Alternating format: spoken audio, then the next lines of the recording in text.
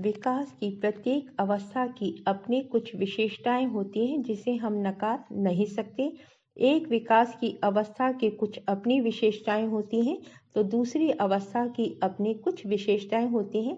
जैसे शैशव अवस्था में बालक केवल रोने का और छोटे छोटे शब्दों का उच्चारण करता है, वही बाल्यावस्था में आकर लंबे लंबे शब्द बोलता है, अपनी जो आवश्यकता है उनके बारे में कहने लगता है। पहले केवल लेटा रहता है, फिर बैठना सीखता है और फिर चलना सीखता है। अर्थात हर व्यवस्था का अपना एक महत्व है। इस प्रकार हम देख पाते हैं कि प्रत्येक आयु में बालक के व्यवहार में दो चीजों की आवश्यक देखी जाती हैं। उसमें बालक के आयु स्तर पर विकास के प्रतिमानों की एवं उसके व्यक्तिगत विकास की। परंतु समस्या तब उत्पन्न होती है जब बालक इन व्यवहार प्रतिमानों के कारण नई परिस्थितियों एवं नए वातावरण के साथ समायोजन नहीं कर पाता है।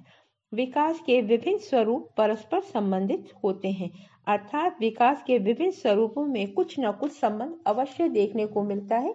जर्सिल ने कहा भी है कि विकास की विभिन्न अवस्थाएं आपस में इस तरह गुंधी हुई होती हैं, जाल की तरह होती हैं और इतनी क्लिष्ट होती हैं कि किसी भी अवस्था में होने वाले आंशिक परिवर्तन अगली अवस्था को निश्चित रूप से प्रभावित करते हैं। अर्थात जिन बालकों का शारीरिक विकास जल्दी होता है उनका सामाजिक, मानसिक, बौद्धिक और खेल का विकास भी जल्दी होता है। शारीरिक और मानसिक विकास में विशेष रूप से संबंध होता है। इसीलिए देखने को मिलता है कि जिसका शारीरिक विकास तेजी से होता है उसका मानसिक विकास जो उसकी स्मरण शक्ति, याददाश्त शक्ति वो भी तेज होती है। विकास की गति भिन्न भिन्न अंगों में भिन्न भिन्न होती है। यदि विकास एक अविरल गति से चलने वाली प्रक्रिया है, परंतु सभी अंगों का विकास एक ही गति से एक ही समय पर नहीं होता है। शरीर के विभिन्न अंग भिन्न भिन्न समय पर भिन्न भिन्न गति से विकास करते हैं। शरीर के कुछ अंग जल्दी विकसित हो जाते हैं तो कुछ दूसरे अंगों में विकास देरी से होता है। इस कारण शरीर के विभिन्न अंगों में एक विशिष्ट समानुपात देखने को मिलता है।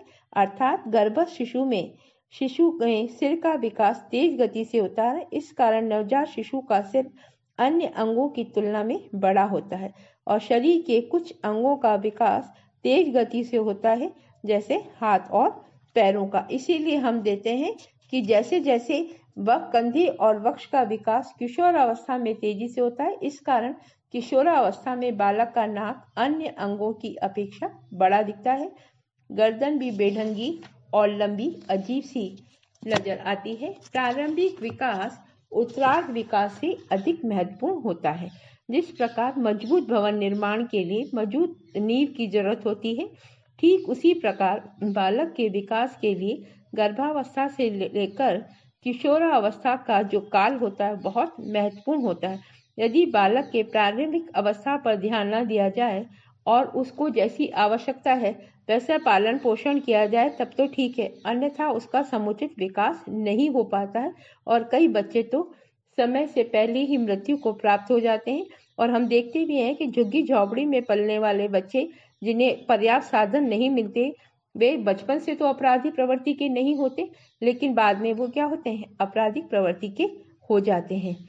भारत में ऋषि मुनियों ने भी प्रारंभिक विकास पर अधिक जोर देते हुए कहा है कि बालक तो एक कच्चे घड़े के समान है, जिसे कुमार ने अपने अनुभव और कुशल उंगलियों के द्वारा जो भी आकार दे दिया है वह बन जाता है और फिर उसे हम सुधार नहीं सकते। विकास के क्रम में संतुलन एवं असंतुलन दोनों भावनाएं पाई जाती हैं। यदि हम गौर से देखें तो विकास के क्रम में संतुलन असंतुलन की भावनाएं स्थिर नहीं रहती बल्कि आती जाती रहती हैं, जिसमें विकास प्रतिमानों में संतुलन बना रहता है। उस अवस्था में बालक का परिवार, समाज, साथी और अध्यापक के साथ समायोजन अच्छा रहता है, तब तो उसका जीवन सरल एवं सुगम होता है और बालक प्रसन्न और खुश रहता है।